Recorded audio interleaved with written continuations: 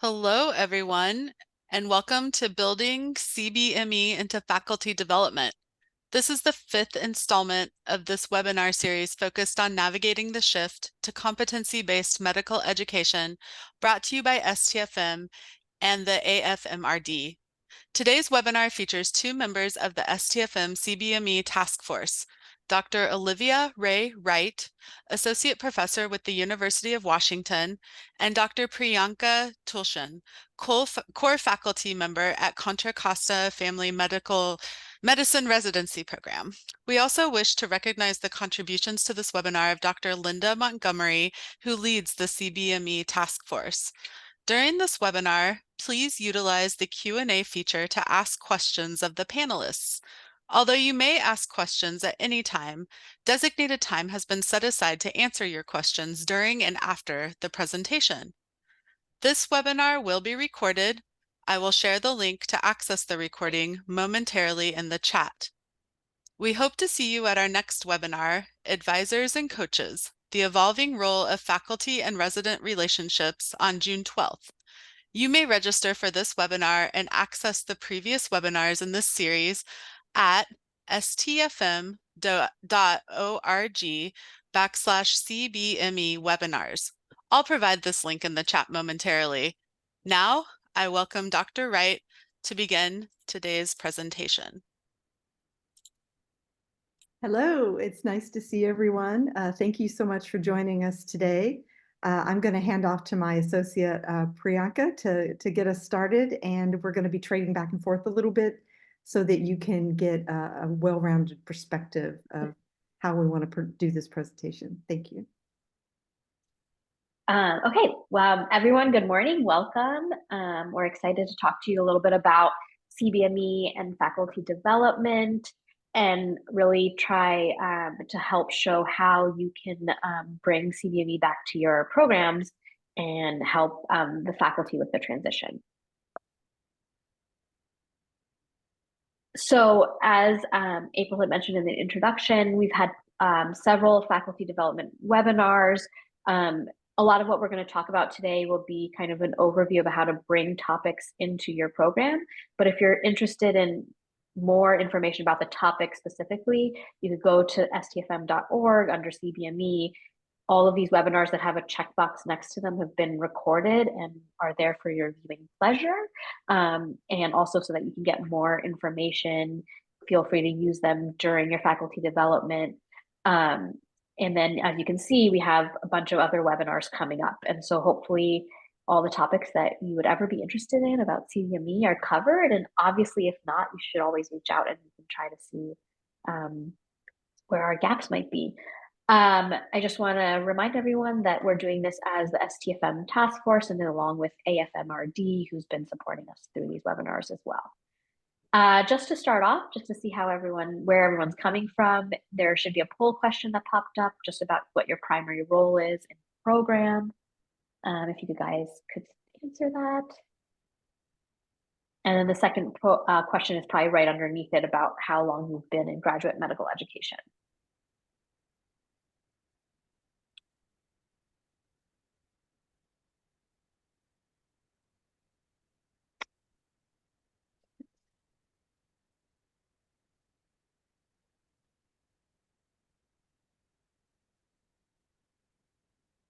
Okay, great. So it looks like we've got a good group of people here. We've had, a lot of core faculty, some program directors, APDs, even program coordinators, which is wonderful, and then some other faculty. And it does look like there's a good mix of people that have been here, maybe early faculty, less than 5 years, and the majority of you have been in faculty or GME for the last 5 to 10 years. So hopefully this information will be great and relevant for you. We'll close the poll. We've answered that question. Next slide. Great.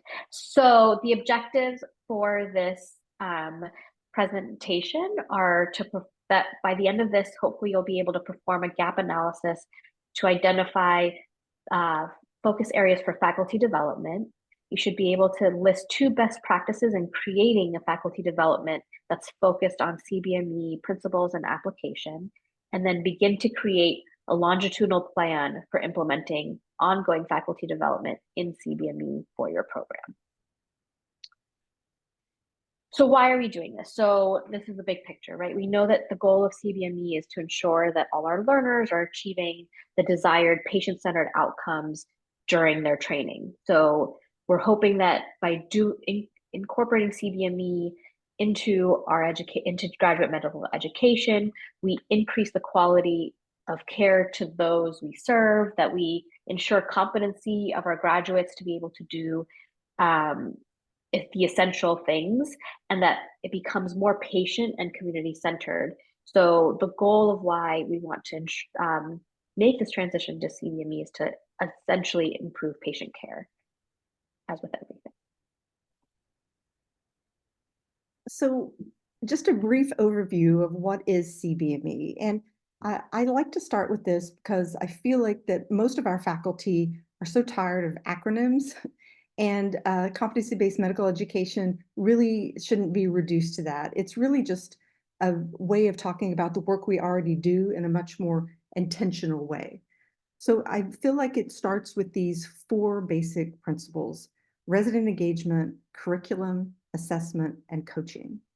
So when we talk about resident engagement, we're really talking about using their individual learning plans. And I think all programs have started that already. So you're already part of the way there.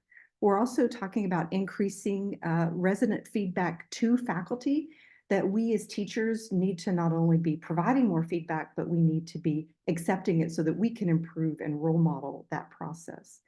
It's also about resident development. So we're talking today about faculty development, but we need to make sure our residents understand what this process is and why we're changing things up a little bit, that it's to their benefit and hopefully to the benefit of our communities, as Priyanka noted. When we're talking about curriculum changes, we're really just talking about making the curriculum more flexible so that we can help meet individual needs better. And part of that is by using electives more effectively. And so all of this competency-based medical education work really started with the new ACGME program requirements. That was kind of where they were headed with some of these changes. And part of that added elective time was really to help us do a better job at helping residents who need a little extra time, not just to give them more opportunities for their individual niches, which may be true for residents who are, soaring, but for the residents who are struggling, that elective time has that opportunity. It's also meant to be less numbers-based, so less about how many times you did something or how many weeks you spent doing something, again, in relationship to the ACGME program requirements, and more about, are you any good at it? We need to watch our residents, and are they actually competent to do the things we say they can do, not just did they do a certain amount of them or spend a certain amount of time. There's different residents have, of course, different needs and different trajectories that we need to take advantage of. And the curriculum needs to be outcome focused. And we'll talk a little bit more about that today. But I think everyone has probably heard about the new ABFM outcomes. There's 15 of them, and those will be rolled out. And that should be where we're targeting our curriculum in the long run.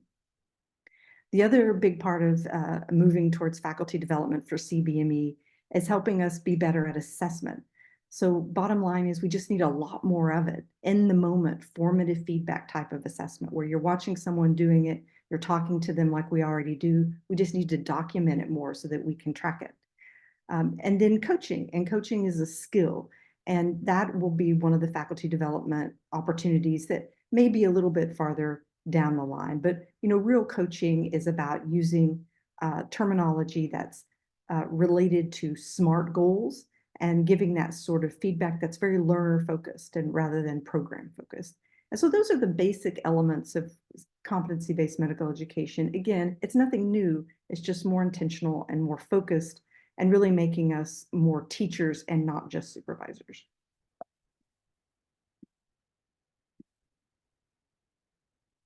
So in the objectives, we talked about a gap analysis. So what do we mean by gap analysis? A gap analysis is just the beginning of when we're doing a needs assessment to see what we need to do. It's sort of, how do we put together a recipe for changes in our curriculum, and how do we get our faculty up to speed so that they're really engaged and hopefully even excited about this. So the gap analysis starts with where you are right now, which maybe your faculty are already there, and that's great. But if your faculty are like, what is this new thing? I'm so busy, then getting them to where they want to be, how do we fill in that gap? And the best way to do it is not just by occasionally attending webinars, but also to add to that a very systematic approach that's thoughtful and intentional. So when we talk about our needs assessment and filling our gaps, there's 4 basic categories. There's the why, which is the internal need and the external need. So internal needs are, how did our program score on the ACGME survey? How well are our residents doing on the ITE exam or on the board exam? What are the current concerns by residents and faculty internally? External needs are, what does ACGME say we need to do? What does ABFM say we need to do? What does our community say we need to do? And then the what, figuring out that gap between the current versus the ideal. You can do that using something called a SWOT analysis, which most of you have probably done more for quality improvement projects, but we'll talk a little bit about how that might work in faculty development. It's also collecting data from all the key stakeholders, residents, faculty, et cetera. And then it's getting started in a systematic way using something like a PDSA cycle. So this is something we use in faculty development fellowship at the University of Washington. And it might be too simplified for some of you, but I think for most faculty, we have noticed that it's a really good way to look at how all the pieces fit together. So if we start at the top with the ACGME, so ACGME, what do they actually do that we have to pay attention to?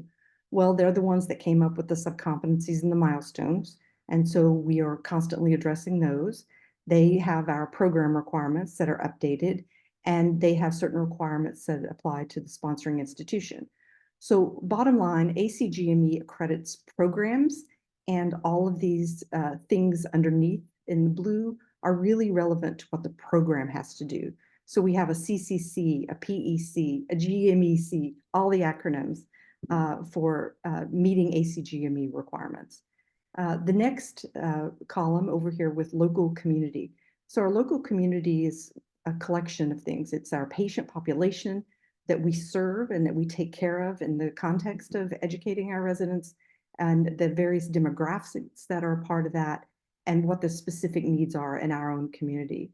The local community also encompasses the preceptors that we use to help teach our residents, and the other community partners that we use for both teaching and for patient care. And then on the left, we have the ABFM. And so the ABFM is what accredits residents, individual residents, as opposed to the ACGME, which really is accrediting the program.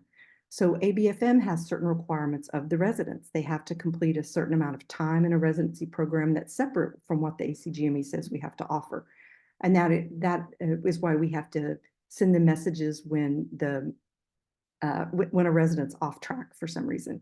They also are the ones that have those knowledge and skills assessments, KSAs, built into the website that are required for residents to complete, the performance improvement activities. And then, of course, they do not only the ITE, but the board exam. So the board, often people will talk about the board exam as being certification, but it's not. It's really just part of being board eligible for the resident. So when the resident completes these things, they become board eligible, but now there's this new thing called outcomes. So the outcomes, we'll talk more about how our curriculum needs to be directed at these outcomes, but bottom line is these outcomes are now part of board eligibility. So if the resident completes an accredited program, they do the time that's required by ABFM, they do their KSAs, they do their performance improvement, they pass their board exam, and the program certifies that they are competent to independently practice all of the 15 outcomes, then they're board eligible and the board will make them board certified. And so once they become board certified, hopefully we can recruit them so that they can be our partners in the community, that they can be our partners in teaching, and that they help care for the patients that we all serve. So that's just an overview of how it all fits together so that when you're doing faculty development and you're determining those internal and external needs, you can think about how that fits. So once you've done that, once you've decided, all right, these are the big needs. This is my external need, my internal need. Then you need to expand on that. And this slide is meant to represent the importance of not only the program priorities and solutions, but making sure we're engaging, again, the residents and their priorities and solutions. Because no matter how great we think our plans are, if the residents don't agree or are not engaged and understand the why, then we all suffer. So I told you we would come back to the SWOT analysis. So for anyone who's not familiar with that, SWOT stands for strengths, weaknesses, opportunities, and threats. And so the first thing that needs to happen when we're trying to figure out what the gaps are in our faculty development for CBME is, what are we already doing really well? Maybe we've already got feedback down. We're great at feedback, or we have an amazing assessment system that we've already been working on. That's great. So what else do you need? Where are the weaknesses? Where are the holes? And then what are the goals? You don't want to tackle everything at once, but what are the goals and what kind of timeline is that? And what are going to be the barriers, and to identify those from the beginning. And the only other thing I would say about this is, again, the importance of who is going to do this analysis. And there's different ways to do it. And I think every program is going to have a different spin on it, just depending on how things are set up. It could be that your PEC and CCC get together and do this. It could be that your faculty do this, and then your residents do this, and then they get together and see what the common denominators are. So there's different ways to do that, but engaging people by role, or engaging as many people as possible, whatever works best for how your program is set up. But doing something like a SWOT analysis to identify where the holes are and how you might want to start filling them. So once you've done your SWOT analysis and you've got the big picture, then you need to drill down a little bit more. So what else do you need to get your faculty ready to really embrace and to utilize effectively competency-based medical education principles? So some of that may be surveys. Anonymous surveys can be helpful for people who maybe weren't as engaged in the initial SWOT analysis. Individual interviews between maybe the program director and the chief, between the head of the CCC and the PEC. So just those one-to-one conversations that are looking at what the gap analysis is based on the SWOT. Focus groups and then work groups, which can be the same thing, but not necessarily. You may have one group that comes up with ideas and other groups that are meant to implement it. So just all of this is the basics of needs assessment and gap analysis, but is a great way to think about how you might systematically attack efforts to do faculty development around this issue. So once you have all that put together, your barriers may be your institution. And I think all of us have experienced that, where the institution is really wanting us to generate more income, perhaps, or they really want us to focus on metrics. So how do we partner with them? And the best way to partner is to be able to articulate what your situation is, that you've already come up with ideas to address the gaps, what you think the expected impact will be on the program and on the priorities of the institution, and then just be able to discuss this with them. And you may have to modify your plan a little bit based on them, but if you come to them with a well-articulated, organized, systematic plan, you're going to get a lot more buy-in from the institution. So after you've started the idea of what you actually need to do, then comes the PDSA cycle, which stands for Plan, Do, Study, Act. And again, I think many of you are familiar with that. There's different other acronyms for different kinds of ways, but I think this is the most common. So starting with making a plan, we talked about identifying your gaps, identify the resources you have. Every program has different resources. Some of the resources are what STFM is trying to help with. Create a timeline. So if you're going to have faculty development, and create a curriculum that is actually on a timeline with expectations and goals, and then decide how are you going to measure whether or not this is effective. Is it more surveys? How are you going to do that? And then next you have to implement it. So getting it started and again, that systematic way with the built-in timeline and expectations, and then gathering information. So as you gather information, then you're going to start to study it. So when I say study it, that doesn't mean you have to publish anything, but that'd be great too. But just analyze the information that you've gotten at the different intervals along the timeline. And then, of course, act on that and recognize that there are going to be unintended consequences. There are going to be successes that happened really quickly and don't need to be addressed anymore. It's going to be all along the spectrum, and adjust that as you go and keep this going so that you get momentum. And because competency-based medical education is a way of teaching and running programs, it's not just something that we change really quickly and then we're done with it. This will be something we'll be talking about for many years to come. So getting started, start with the end in mind, the outcomes. And I put that first because that's really important as we're addressing the issues with all these other things, as we're talking about our IOPs, as we're talking about our assessments, as we're talking about goals and objectives. Then we always need to keep in mind, okay, what are the 15 things that ABFM says we are required to teach? And then we need to have identified champions and mentors, cheerleaders, people who can get enthusiastic and want to teach this. And so start with their development, and then they can help spread that, make it like a really good virus. And then create a curriculum with the schedule to complete, personalize the curriculum, obviously, to your program and your needs, identify those resources, and then consider doing workshops and team building that are multidisciplinary, and then maintain that momentum as we discussed. So one suggested curriculum would be just a review of what competency-based medical education is. So starting with that, then addressing the family medicine outcomes, then creating competency-based goals and objectives, developing and using competency-based assessment strategies, giving feedback and using direct observation, and advising and coaching with ILPs. This is really where the heart of the issue is with competency-based medical education. And this can be sort of your longitudinal curriculum in whatever order you feel like you need based on your program. And before I hand this off to my partner, then we just wanted to make sure that we had the Miller's Pyramid up there. That is sort of the core of competency-based medical education. The idea being that learners in medical school need to know things. They need to start to know how to do things. By the end, they need to show how, and maybe your incoming interns need to do that. But really, residency is about doing things with supervision and feedback for improvement. And that's how our faculty development and our curriculum should be focused. Okay, great. So as Rae had talked about, we kind of want to go through maybe a little bit of what a suggested curriculum could look like.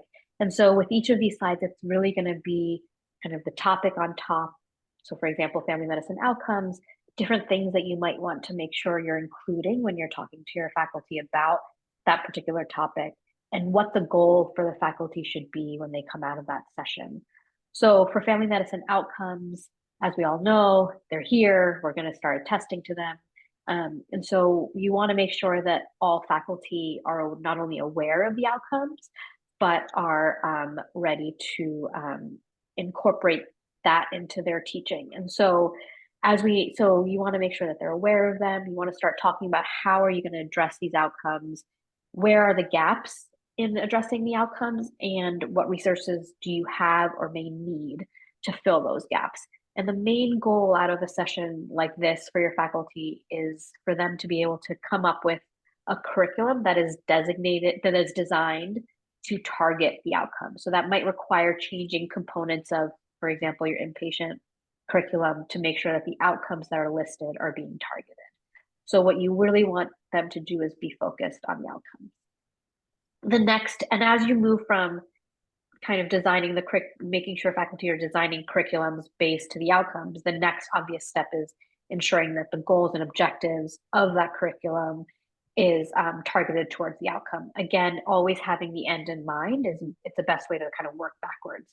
So you want to make sure that when you're talking about goals and objectives with your faculty, they're looking at targeting the outcomes, they're looking at where it might be best demonstrated, they make them progressive, and they limit them so that it's not overwhelming or causing fatigue for other faculty. And as always, that the outcome is SMART. So specific, measurable, relevant, and time bound. So as an example,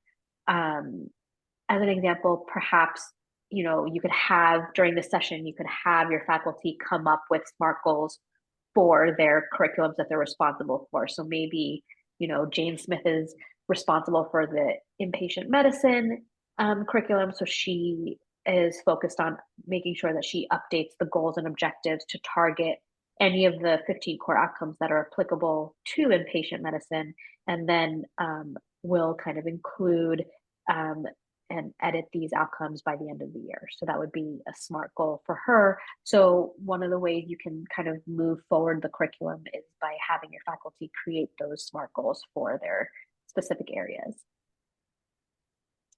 The next mode that you might want to consider, another part that you might want to consider for your faculty development is teaching. And here, what you're really looking for is faculty commitment to use and incorporate proven teaching techniques. So these can be seen in the precepting models, in feedback models, and even in coaching. Coaching is kind of that one step, is kind of that expert step beyond what we usually think of. So for precepting, as an example, maybe during this session, they practice using the SNAPS model, which is very learner-centered, and it includes kind of allowing the resident to have some self-directed learning. Maybe for the feedback model, you could use the ADAPT model, which really encourages conversation and discussion between the resident and the faculty, and helps them come up with a plan. And then coaching, kind of, this might be one where it might, even require an extra workshop just to develop skills around coaching, because it's much more nuanced. So the idea here would be that faculty could maybe practice different models of teaching with each other during this workshop and understand how that relates to CBME. And now this is CBME assessment, which is one of our favorite topics. So this is also, as you can see in the bubbles, it's kind of talking about the different components of what makes an assessment rooted in CBME. So what you really want to do when you're talking to your faculty is, again, just like you want to have a curriculum that's targeted to the CBME or to the core outcomes, you want an assessment from that curriculum that's targeted and rooted in CBME principles. So you want to encourage faculty to have multiple methods of evaluating their residents during whatever said curriculum they're working on. They should have multiple evaluators. It should be timely, and very important, it should be direct observation. So we want to really encourage faculty to use more direct observation while they're creating their assessments. It should also incorporate the milestones and the outcomes. So we should be making sure that we're doing an assessment that's according to the outcomes and milestones. And it's rooted in something called entrustment, which I'm sure many of you know, but it's the entrustment scale towards independence. So you want the assessment tools to be based on the entrustment scale. If you're looking for resources on the STFM tool, a CBME toolkit, we have an assessment starter kit. And it essentially has a bunch of assessment tools that have been vetted and are being used. So rather than reinventing the wheel, you can really just kind of adopt those. And maybe part of your faculty development might be around how to use those, and having your faculty pick one that they might use for their curriculum moving forward, at least as a way to start off. So a little bit of a deliberate digression here. We really want to recognize that it's very overwhelming to incorporate CBME and CBME assessment into, especially the assessments into our curriculum, knowing that there has to be more of them. They have to be, multimodal. And so what you want to really do is try to take up small bites. And so you want to take your time into updating the tools. So like I said, maybe choosing one assessment at a time to incorporate. We know that mobile assessments are help introduce efficiency. People have access, they're always on their phones. So being able to use a mobile assessment is really helpful. We also have a mobile assessment that the team, especially Ray, has been really working closely on that can be used in new innovations and MedHub for now, and then hopefully will be able to be used across other platforms. But if you're interested, again, you can look at the STFM Toolkit website. There's information about the mobile app, and there's going to be a user guide that's going to be posted in that same place pretty quickly, hopefully within the next week or two. So that's one way to kind of quickly incorporate a direct observation tool into your CBME assessment. And recommending that again, part of this faculty development that you bring back to your program would be to train the supervisors and the learners. That's very important, right? You want to make sure learners are that you're transparent with the learners about their assessment so that they also can be active and proactive, or more like proactive in obtaining the assessment. So it doesn't all lean on just the faculty. So another suggestion for the next kind of session that you might have or around in the faculty development would be around feedback and again, direct observation. So these are, again, things that Ray touched on earlier.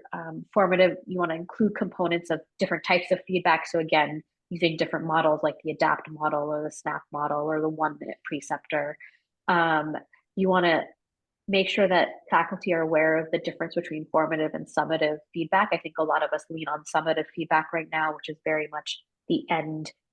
Can this resident graduate? What numbers do they have? Have they made all the procedures? Have they done all the deliveries? But what CBME really is looking at is the formative part of feedback. So again, the informal, continual dialogue that you're having that the faculty is having with the resident about where they are, what their goals are, what their strengths are, what their gaps are. And so what you'd really want to do is kind of ensure that your faculty understand the difference between the two. One way to kind of accomplish this during a session could be that you have the faculty practice using different models that they choose for feedback. So practice using SNAS, practice using ADAPT, maybe practice giving summative versus formative feedback, what that looks like, so there's a better understanding. Focus on ensuring that there's reflection that's happening. So just modeling it during the session between, faculty might be really helpful to help them practice. And then one of the other components we all like, aside from just having an ILP, which we all hopefully are working towards, we want to make sure that there's appropriate advising and coaching that's happening with the ILPs, right? The ILP is not just something that gets released into the oblivion. We want to make sure that there's support for the resident. So having a session, or sometimes this is one where you might need to have multiple sessions where you talk about coaching, what makes a coach versus an advisor, which can be nuanced, but can also be different depending on program and resident needs. And then really focusing on how a faculty would facilitate having a meaningful ILP with the resident. So the goal of this kind of session would really be for faculty to learn how to coach and facilitate a resident through their ILP. One way to make this happen that is kind of having each faculty complete their own ILP and then and then have them meet and pair up and discuss their ILPs and see if a faculty member can coach the other faculty member through their ILP as they would a resident. So it gives you practice on filling out the ILP, which is sometimes cumbersome in a skill itself, and then how to, coach through an ILP. And it's really important that the faculty really understand the ILP kind of front and back so that they can help facilitate that. So how do we maintain momentum in this? So that's a lot to unpackage, but the good news is it gives you like 2 years worth of faculty development, and you don't have to do it alone. You have lots of people in this space right now, not only the task force, but there's also a faculty development collaborative within STFM, and there's a competency-based medical education collaborative that has lots of materials. So I'd encourage you to check both of those sites as well. So if just a brief review, starting with something like a SWOT analysis so that you're really thinking about what the next steps are for your faculty development program so that it is a longitudinal curriculum for your program and not just sort of hit or miss when you can, is one of our biggest suggestions. And having a planning committee to be able to do that, and again, it's going to be individualized per program, and definitely enough information that this can be a 1 to 2 year process and just prioritize your timeline based on your program needs. And then keep looking not only for the resources that are available now, but you can create some of your own, and then we can all share with each other. You know, the most creative people I know are in family medicine, and I think we're also the least egocentric, and so it's a great place for us to share ideas. And then get the faculty and resident engaged, which is one of the biggest issues. So how do you get faculty and resident engaged in this process? Well, it starts with the planning, having designated time that's not at 6 p.m. or 8 p.m. or 7 a.m., but actually planning it in, that this is really this is a big deal. You know, this is how we're making sure that we put out family medicine doctors into the world that are competent. That's really the whole idea. So really designated time, maybe even have a kickoff retreat or build it into an existing retreat. Making sure the work groups are combined with both faculty and residents. Making those PDSA cycles we talked about, rapid turnaround, build the timeline in, and if things aren't working or things need to be altered, don't wait too long to do that, because then people sort of lose momentum. Make the goals and the results of what your plans are very transparent to everyone. Incentivize people who use the tools. Priyanka noted that the assessment tools are one of the most important areas for this development. And sometimes to get people to use them takes a little incentive. Some programs use administrative time because residents and faculty, we all love that non-scheduled time so that we can just catch up. And so giving both residents and faculty admin time for reaching a certain threshold. One threshold that was suggested was one direct observation tool per week per resident. And so giving incentives of any kind, coffee cards, maybe party, whatever you can do. Make it fun. You know, try to make this something that isn't just onerous, but is actually we're all in this together. Let's make education more interesting, just like we would want for our kids in high school or grade school. We want everyone to feel engaged in the process, and so that the day goes by and people don't feel as drained. And that starts with team building, maybe putting up signs about feedback. I know a program that has a big sign in their preceptor room with all the direct observations that get done, so you can sort of see what people are doing and make a game of it. And then we also encourage you to start early, because a lot of the audition type rotations, the rotating students do, get them engaged in competency-based medical education from the beginning and see how they respond to that. And we're helping to train them early on so that when they start, they can hit the ground running and none of these are surprises. And so, of course, orientation is the other place to really build in resident development along with faculty development, but start it during orientation. Sessions about what is an ILP, how to use it effectively, how to give and receive feedback, comments and questions about the effective use of direct observation so that everybody's on the same page with the shared understanding. So how do we measure whether or not things are going as we hope they are? Priyanka talked about observing faculty giving feedback and then giving feedback to them on the feedback. So not only does it help them be better at it, but it also, again, role models it. I think sometimes we can be even more sensitive than our residents are. We work so hard and we're trying to make everything good. And when we get feedback that maybe we're missing the mark, we need to be better at accepting that, embracing that, and using it as an opportunity for improvement. And so bi-directional feedback, both to the residents and from the residents. Tracking the number of assessments done over time as a program, to make sure that your processes are working effectively to get enough assessments. And if not, maybe change the system a little bit, monitoring residents' use of the ILPs and their engagement. As Priyanka mentioned, maybe having faculty ILPs as well about how they're integrating competency-based medical education into their teaching. And then surveys, how are people doing? What's working for them? What's driving them crazy? What are they excited about? And then changing things up as it goes. So how does your program evaluation and your clinical competency committee fit into all this? Well, the CCC, of course, the clinical competency committee, are the ones that are going to be designated to make recommendations to the program director, not only about where residents are with the milestones and the subcompetencies, but also where they are in meeting those 15 outcomes.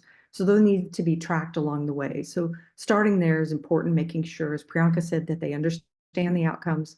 And but your PCC and your CCC need to work together if nobody else does, because it can't be done effectively without buy-in and deeper understanding of these two committees.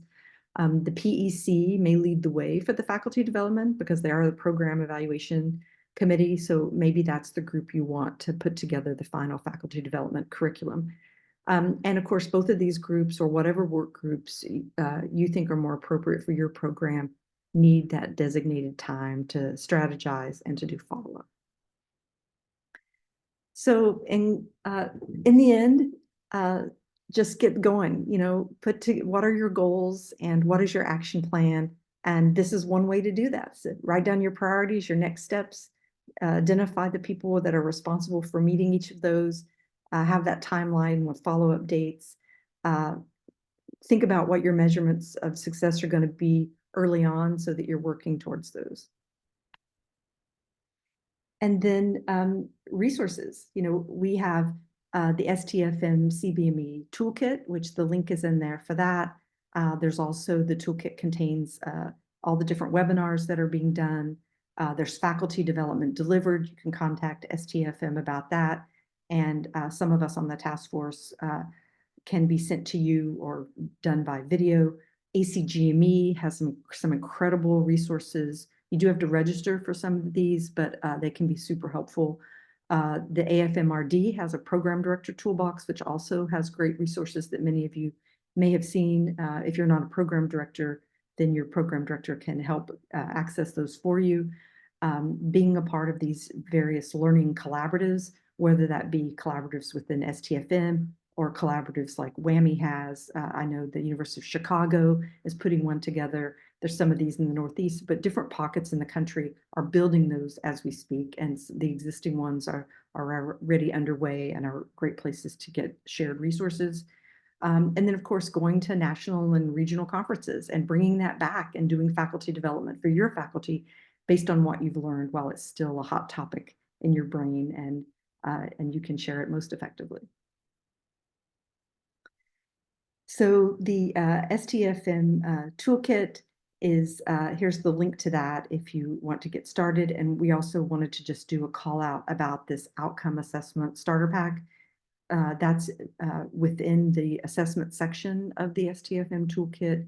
And that is a nice place to start, to where you can look at each of the 15 outcomes, how those relate to the ACGME program requirements, and what kinds of assessment tools are recommended that you can pick and choose from.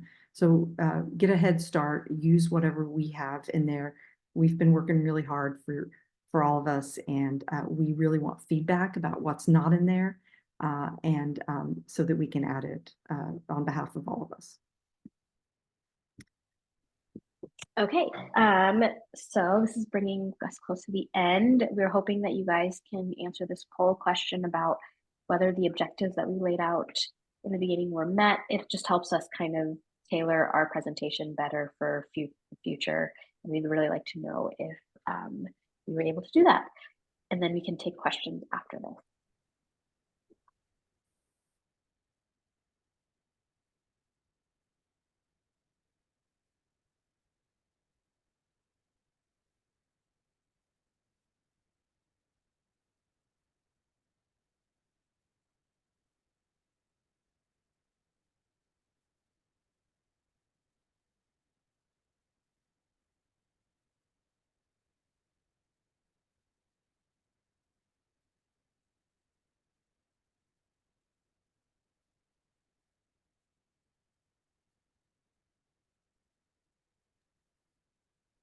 And also, if there's any questions, you can use the Q&A chat box now.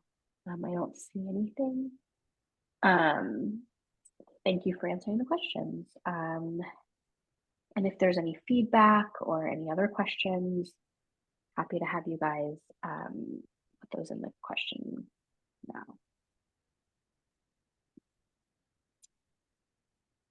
Okay. So one of the questions we have is, how does the ABFM track proof from evaluations behind outcomes, as the PD just has to attest they met those outcomes? Ray, do you want to answer that? Sure. So right now there is no specific proof that has to be provided, just the integrity of the program director. They do ask, of course, that the recommendations come from the CCC. That may come later, but right now it's really just based on the program director feeling confident that they are competent in those outcomes. And I think that again just speaks to how we want the assessments to really lead us there. So having a curriculum with appropriate objectives and the assessments that go along with the curriculum really targeted towards the outcomes will help both the CCC and the program director. And if in the future they do require some kind of written documentation, we will already have that because we are using the correct and appropriate assessment. Okay. Another question, is there a specific role or best practice in residency that should be responsible for developing a faculty development plan for the program of assessment?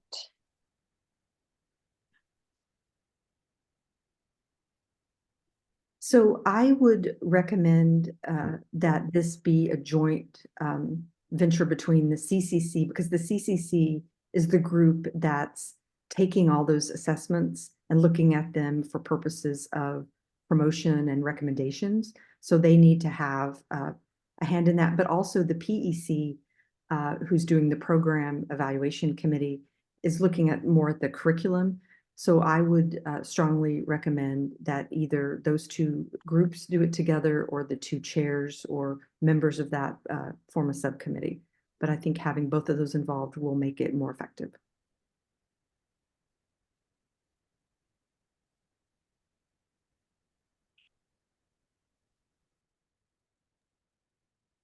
Any other questions?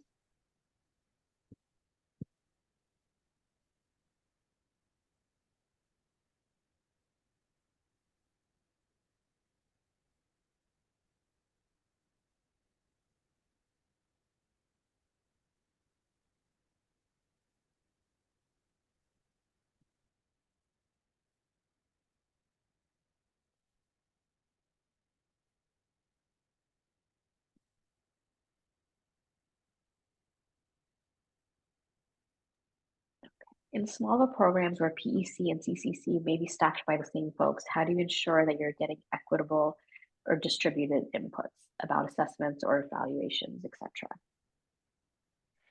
Yeah, I come from a small program, so I can definitely attest to the fact that most likely they are the same people in our program. I think that this is where it might be helpful to create, Ray was talking about having like a special committee or having people that are more focused on CBME maybe would be helpful. So it might be a smaller group, or it might be a chance to bring in other faculty that maybe aren't on PEC or CCC to have their opinions. And I think knowing that that's something that's happening or that could happen, it would be important to kind of create a space where others are involved, so it's not just the same group of people having that same kind of same viewpoint. And I think also, I think most people have residents on their PEC. So if you don't, then I would definitely get some resident, either the lead residents or other interested residents engaged as well. I think definitely having residents as a part of that discussion is really important.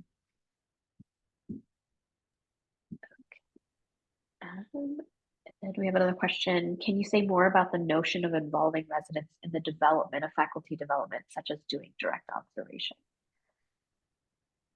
So I think part of the resident involvement is really when it comes to assessments and direct observation, it's a few things. It's really about what we want is the residents to be involved in their assessment when we're talking about involving residents. So a lot of this comes back to what's happening during their ILPs. Is it, it's not just filling out a paper and handing it in, but hopefully it's a discussion and a chance to have a conversation about really getting at what the resident goals are, talking about.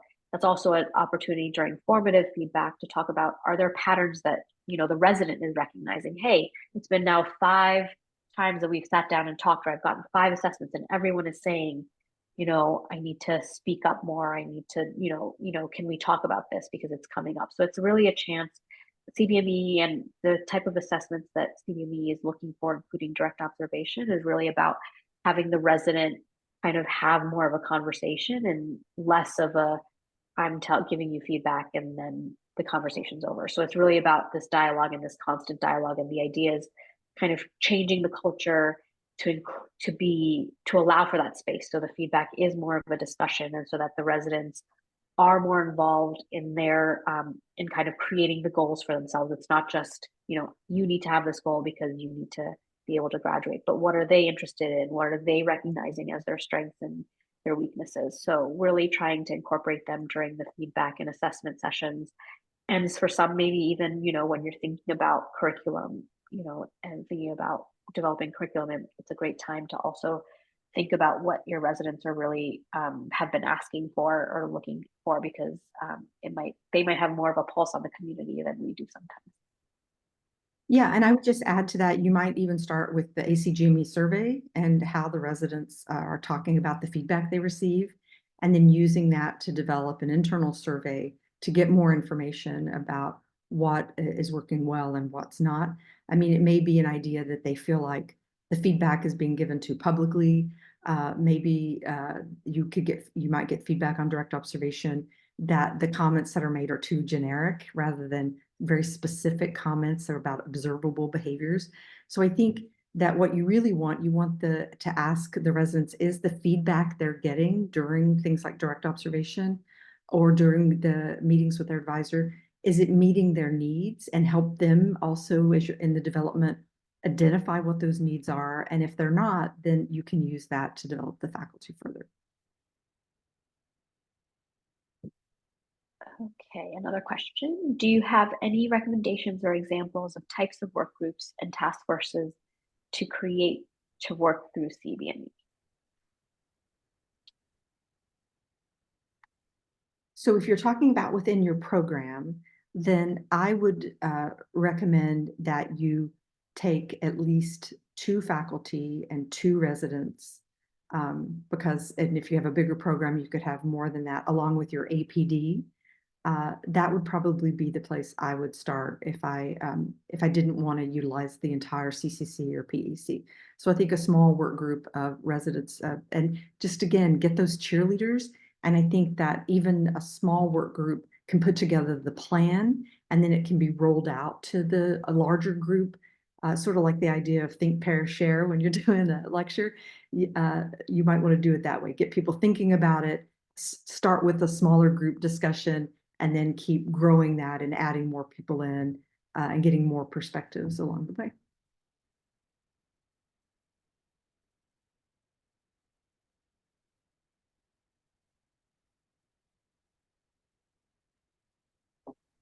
Okay, we still have a few minutes if there's anyone that has any other questions.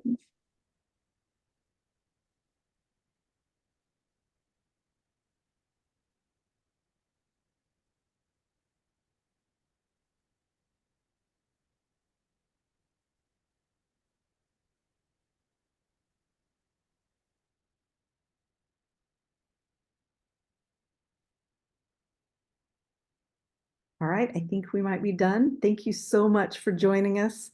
As I said, we want to role model the acceptance and feedback and incorporating it into the work we do. And through this work, I can tell you, and I know that the whole task force is actually now excited about CBME.